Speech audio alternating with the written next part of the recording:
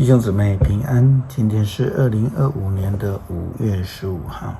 今天的经文是诗篇148篇，以西结书第2章第8节到第3章的11节，启示录第10章第1节到11节。今天要跟大家分享的主题是稳固。圣经62篇第5节到第8节提到的上帝是我们坚固的磐石。经文说，我的心啊，你当默默无声，专等候神，因为我的盼望是从他而来，唯独他是我的磐石，我的拯救，他是我的高台，我必不动摇。我的拯救，我的荣耀都在乎神，我的力量的磐石，我的避难所都在乎神。你们众民当时时倚靠他，在他面前倾心吐意。上帝是我们的避难所。这个值得倚靠的坚固磐石，是赐给在困境当中的人的。先知以西结在以西结书第2章第8节到第3章11节这样提到：必朽的人啊，你要留心听我告诉你的话，不可像他们一样的叛逆。你要开口，把我要给你的东西吃下去。于是我看见一只手向我伸过来，手上拿着一帚书卷。他打开书卷，我看见书卷的正反面都写着字，上面写的是哀悼、叹息和悲痛的话。第3章，上帝说：必朽的人啊，吃下这卷书，然后去向以色列人说话。于是我张开口，他把那书卷给我，说：必朽的人啊，把我给你的这书卷吃下，填满你的肚子。我就吃了，这书卷像蜜一样的甜。接着上帝说：必朽的人啊，你到以色列人那里，把我的话转告他们。我并不是派你去到说话难懂的外国人那里，我是派你到以色列人当中。如果我派你到那些大国，到那些说难懂的外国话的人那里，他们还肯听你的话。但是以色列人中连一个也不肯听你的话，他们连我的话都不听。他们正是又顽固又刚硬，我要使你像他们一样顽固刚硬，我要使你像磐石一样的稳固，像钻石一样的坚硬。你不必怕那些叛逆的人。上帝继续说：必朽的人啊，你要侧耳听我的话，并且记在心里。你要到流亡的同胞那里，不管他们听不听，都要把我至高上主对他们说的话转告他们。因为我们所倚靠的坚固磐石，也让所有倚靠他的人得以像钻石一样的坚硬，像磐石一样的稳固。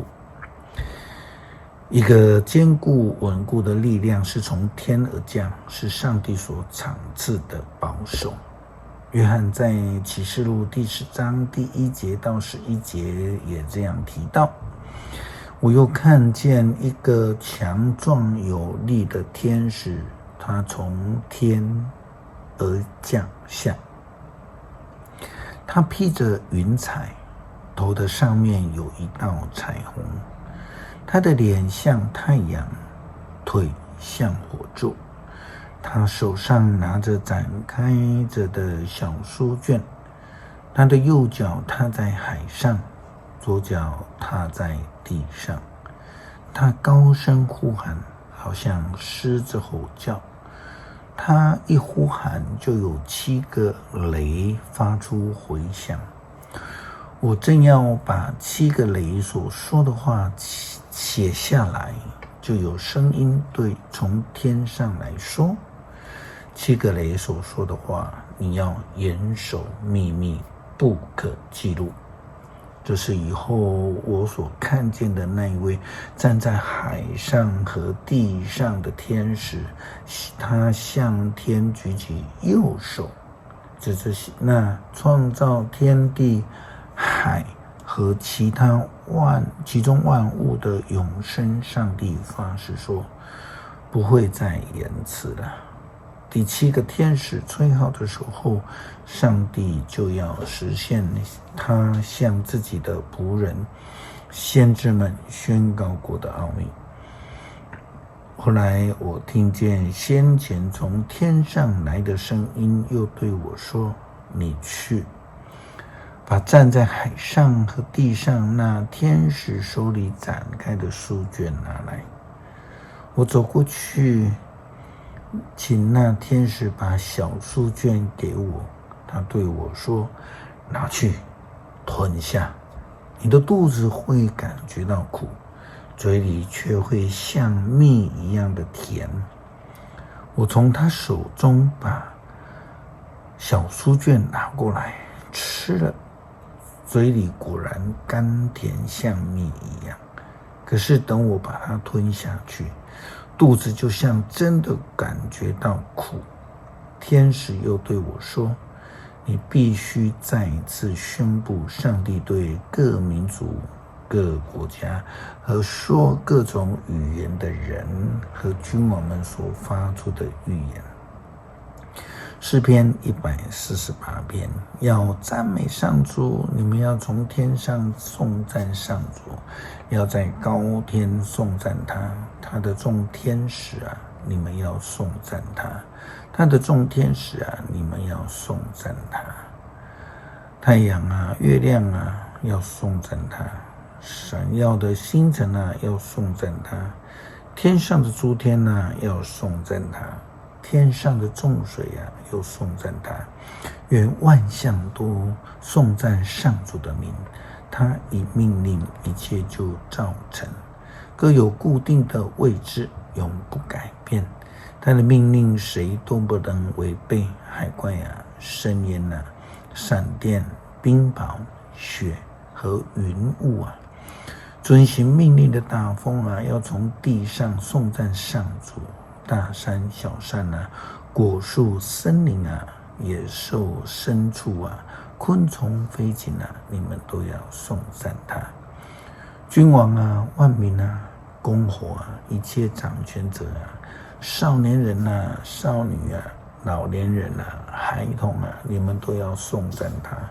愿他们都颂赞上主的名，唯有他的名被尊崇，他的荣耀超越天地，他使他的子民强盛。因此那忠贞的子民以色列，所有他亲爱的子民都颂赞他，要赞美上主。感谢上帝赐下应许，赏赐救恩，让我们能够全心全意的依靠。因为你是我们的坚固磐石，也要让我们的生活能够有稳定的基石，同心建造我们的教会。祷告奉主耶稣基督圣名求，阿们。